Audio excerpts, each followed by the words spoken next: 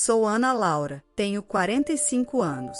Meu pai era presidente de uma empresa ligada à assistência social. Descobri que minha mãe faleceu quando eu ainda era bebê, então não tenho lembranças dela. O que me faz sentir a presença dela é um par de colares feitos sob medida que meu pai mandou fazer combinando com os dela. Cada pingente forma um coração quando unidos. No entanto, parece que o colar da minha mãe se perdeu há muito tempo e o que tenho é o que meu pai me deixou. Como filha única, me casei com Bruno, que trabalha na empresa do meu pai há 20 anos. Ele é conhecido como um funcionário competente e, na época, as pessoas ao nosso redor diziam coisas como: agora a empresa está segura. Como dona de casa, gosto de resolver quebra-cabeças, algo que meu pai adorava, enquanto mantenho uma vida confortável em casa. Porém, as coisas não estavam bem. Antes de nos casarmos, Bruno era amável e gentil, mas depois do casamento sua atitude mudou gradualmente. Bem-vindo de volta, estou preparando o jantar agora, eu disse. Comi fora, então não preciso de nada, vou para a cama, respondeu ele. Ultimamente, quase não nos falamos, me sinto sozinha, eu confessei. Você é muito pegajosa e é nojento, odeio esse tipo de coisa, ele respondeu com raiva. Ele foi para a cama e seu comportamento comigo ficou mais frio a cada dia. Falar sobre formar uma família se tornou impossível e, como resultado, não tivemos filhos. Quando fiz 40 anos, desisti de ter filhos. Para piorar, há 3 anos, Bruno começou a chegar tarde em casa, sempre cheirando a perfume doce. Um dia, não pude evitar e perguntei: Bruno, você está me traindo, não é? Só vou a clubes de entretenimento a negócios, faz parte do meu trabalho, não reclame, ele respondeu. Fiquei paralisada, incapaz de dizer outra palavra. De qualquer forma, uma dona de casa despreocupada como você não deveria se meter nos meus assuntos, entendeu? Naquele momento, sem experiência de trabalho, não tive outra escolha a não ser ficar calada. Meu pai costumava dizer: mesmo sem mulheres ou álcool, é possível criar confiança com parceiros comerciais, então eu tinha minhas reservas sobre o comportamento do meu marido. Assim, confiei em Enzo, um colaborador próximo do meu pai. Ele, 1 ano mais novo que eu, era como um irmãozinho reconfortante.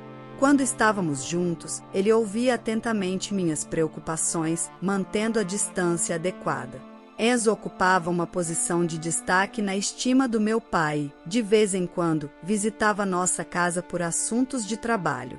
Um dia perguntei a ele: Enzo, o que você acha de parceiros irem a clubes de entretenimento? Sua resposta foi comedida: os tempos mudam e também as abordagens de trabalho das pessoas. Certo, obrigada. Agora me sinto melhor. Se algum dia precisar de ajuda, não hesite em me pedir, assegurou Enzo. Sua atitude calma me encorajou a não pensar mais no assunto. No entanto, a vida deu uma guinada dramática pouco depois. Isso aconteceu há 1 mês. Na manhã seguinte à saída do meu marido para uma viagem de negócios, recebi uma ligação da polícia. Meu querido pai havia falecido em um acidente. Quando cheguei, ele já estava no necrotério, parecendo apenas estar dormindo. Em seguida, a polícia ficou frenética ao chegar junto com meu marido, Enzo, e vários executivos da empresa. Por que isso aconteceu? Por favor, conte tudo, implorei em lágrimas. O agente investigador me informou que meu pai havia pulado de um penhasco desolado. Além disso, encontraram vestígios de soníferos no corpo dele e seu carro abandonado. Um veículo de 7 lugares estava próximo. Dentro do carro, descobriram uma nota de suicídio perfeitamente digitada. A carta dizia: estou exausto, e deixava o cargo de presidente da empresa nas mãos do meu marido, Bruno. Embora não estivesse escrita à mão, Enzo me explicou que meu pai costumava criar notas no computador, então uma nota digitada não era incomum. Baseada na experiência dele, a polícia especulou que meu pai poderia ter tomado os comprimidos para turvar a mente antes de pular. Enzo não estava presente naquele momento e ainda não haviam aparecido testemunhas. peço desculpas sinceras. Apesar de ser um colaborador próximo, ele encheu os olhos de lágrimas, mas conseguiu se conter. Até meu marido, Bruno, geralmente frio, me abraçou suavemente no ombro durante esse momento difícil. No entanto, meu pai, que presidia um grande número de funcionários, deixou muitas tarefas para os que ficaram. Nos dias seguintes, reinou o caos na empresa. Por enquanto, meu marido assumiu o papel de presidente e Enzo se tornou sua mão direita sem problemas. Enquanto isso, eu estava imersa na gestão de assuntos relacionados com familiares e conhecidos. Em momentos como esse, eu queria ter um irmão. Como filha única que tinha perdido os pais, eu sentia uma sensação vaga de solidão, apesar da presença do meu marido. Uma semana havia se passado desde a partida do meu pai, quando chegou uma carta endereçada a mim. Dentro do envelope, havia outro com uma mensagem enigmática. Leia isso depois de encontrar um lugar seguro, a mensagem dizia. A curiosidade me mordeu e eu abri imediatamente. Havia 6 chaves e um papel com a localização de um cofre. Uma única nota as acompanhava. Abra todas as portas, só então você descobrirá a verdade. Lembrando do amor do meu pai por quebra-cabeças e sentindo o peso do nosso legado comum, encontrei um pouco de alívio no meio da minha melancolia. Intrigante, pensei. A partir desse dia, entre as tarefas domésticas, visitei 6 cofres diferentes, abrindo cada um deles. O resultado superou todas as minhas expectativas. Isso pode ser real? Cada descoberta trouxe uma verdade que me causou arrepios enquanto os eventos do passado desfilavam como uma lanterna piscando na minha mente. As lágrimas escorriam pelo meu rosto. Não posso ficar de braços cruzados, mesmo que me leve a uma conclusão dolorosa, resolvi, com os sentimentos pesando sobre meus ombros. Um dia, um mês após o funeral do meu pai, meu marido voltou para casa incomumente cedo e me ofereceu vinho. Foi um gesto que ele nunca tinha tido antes. Bom, isso é inusitado. A que se deve? Perguntei. Na verdade, Enzo mencionou que você gosta de vinho, então me deu de presente, disse ele, me surpreendendo. Quando meu marido tirou a garrafa, me perguntei o que estava acontecendo. No entanto, eu realmente tinha paladar para vinhos tintos e brancos, já que havia conversado sobre vinhos com Enzo antes. Enzo sabe tudo sobre nossa família, né? Disse meu marido indo para a cozinha com a garrafa e o abridor. Então ele voltou à sala com uma taça de vinho na mão e disse: ainda tenho trabalho para fazer, então vá em frente, Ana Laura. Obrigada. Mas espere um momento, quero preparar algo para beliscar, eu disse e fui para a cozinha, cuidando dos preparativos antes de voltar para o meu assento. Saúde, disse eu, levantando a taça para tomar um gole. Meu marido torceu o rosto e me olhou com os olhos semicerrados. Ao ver sua reação pelo canto do olho, não pude evitar sorrir por dentro. Uma hora depois, meu marido me olhou desconfiado. Ei, algo mudou? Perguntou ele. Na verdade, não. Aliás, espere, é porque ainda estou acordada. Surpreendente, né? Do que você está falando? Perguntou meu marido. Só pare de atuar. Você drogou o vinho com soníferos, planejou me levar a algum lugar e depois me jogar de um penhasco como fez com meu pai. Mas não vai funcionar. Na verdade, eu havia investigado o quarto do meu marido até aquele dia.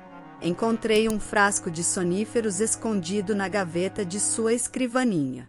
Discretamente substituí os comprimidos por suplementos idênticos e devolvi ao lugar original.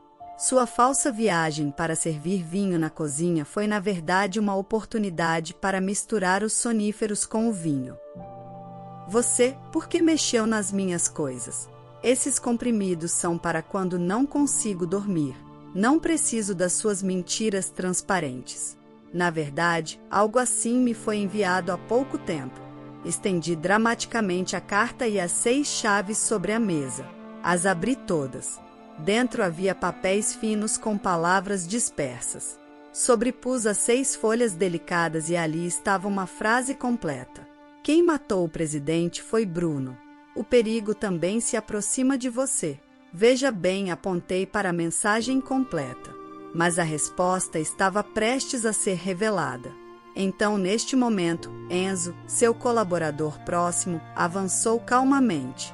O remetente fui eu, disse Enzo. Antes, quando fui pegar uns petiscos na cozinha, enviei uma mensagem secreta a ele e pedi que se escondesse perto da entrada.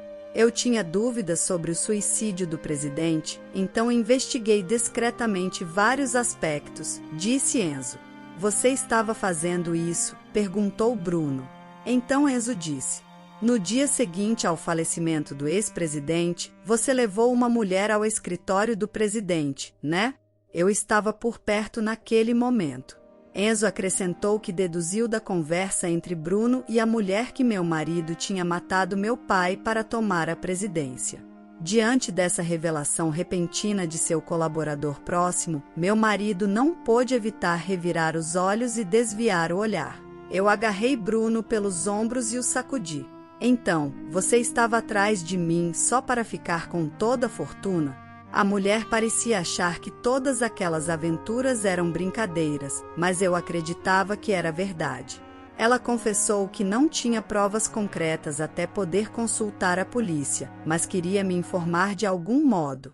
Ela optou por enviar uma carta. No entanto, meu marido se manteve desafiador. Por que você acredita cegamente no que esse cara diz? Respirando fundo, decidi revelar a verdade oculta. Na verdade, comecei disposta a compartilhar a revelação inconfessável. Meu pai se apaixonou por minha mãe, que cresceu em um orfanato. No entanto, devido à severidade dos pais dele, o casamento encontrou oposição. No final, eles se casaram sem consentimento e eu nasci. E o que isso tem a ver agora? Disse Bruno. Por favor, escute toda a história, interveio Enzo. Meu marido, com expressão severa, sentou-se a contragosto. No entanto, durante a ausência de meu pai em uma viagem de negócios, seus pais estritos iniciaram os trâmites de divórcio sem consentimento, deixando minha mãe sozinha e expulsa de casa. Mas eu acreditava que ela tinha falecido. Isso foi uma mentira criada para ocultar nosso segredo familiar. Ao que parece, minha mãe, pressionada pelos pais de meu pai, se retirou entre lágrimas quando lhe disseram que uma futura esposa de presidente como ela mancharia a reputação da família.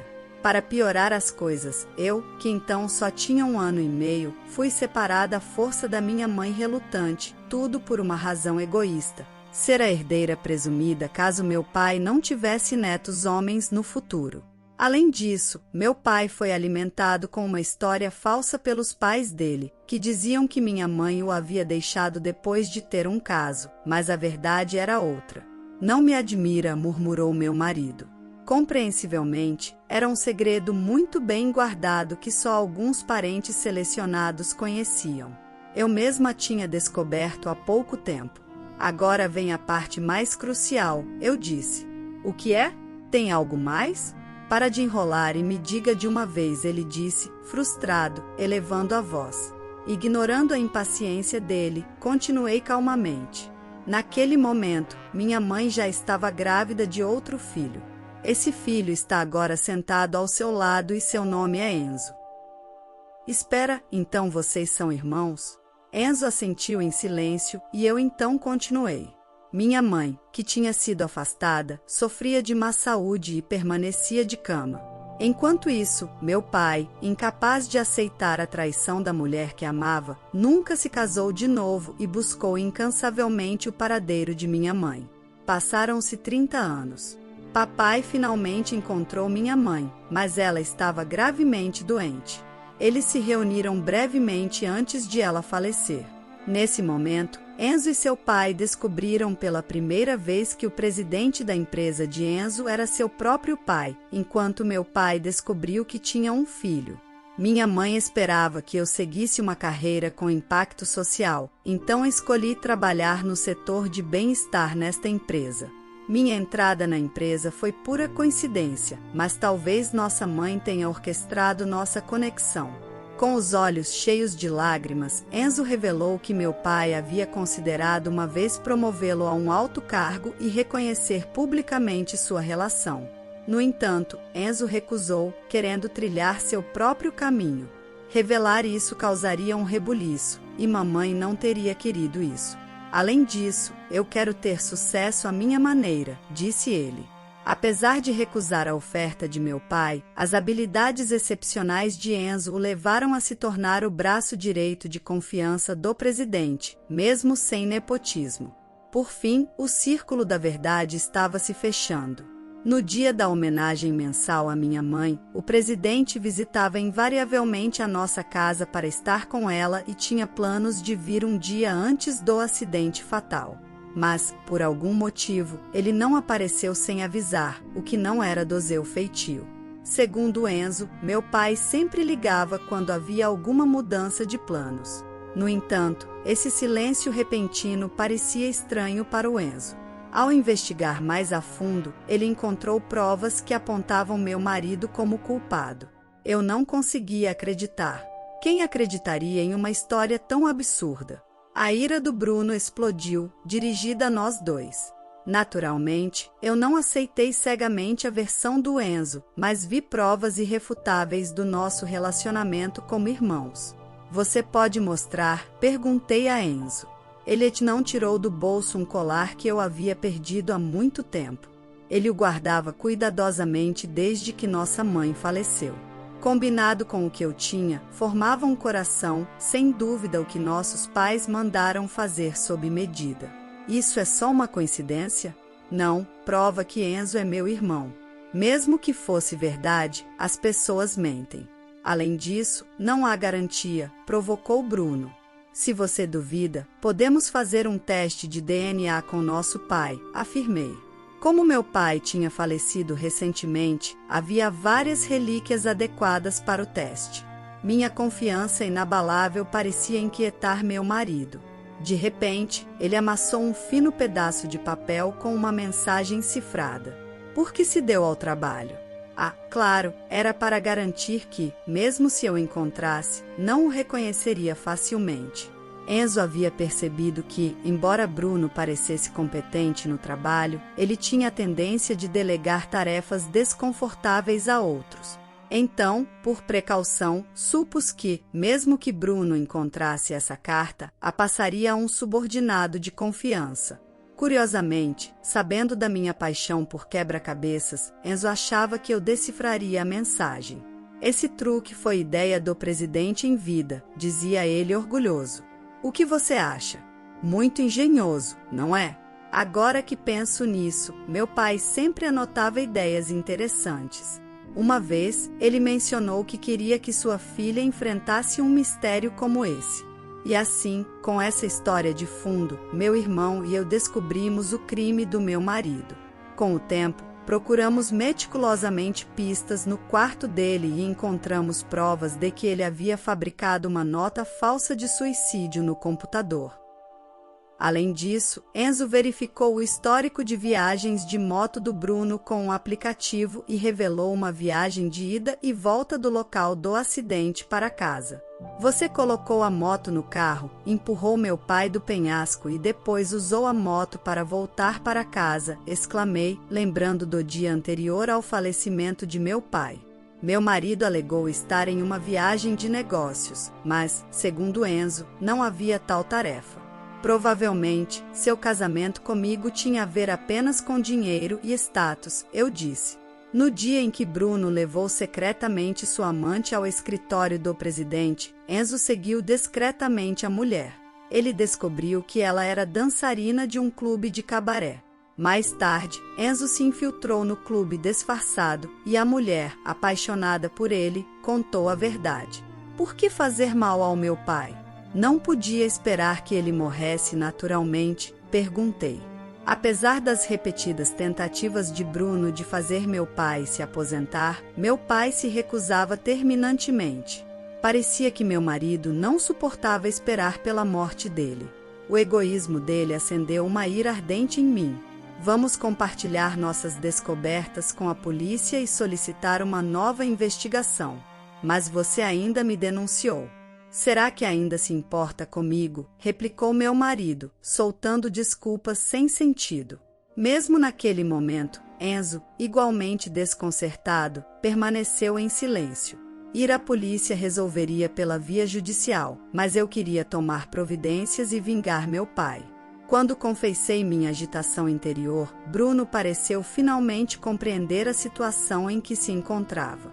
Ele se desculpou com lágrimas nos olhos. Seu rosto era uma mistura de lágrimas e ranho enquanto me olhava, com o corpo tremendo sem controle.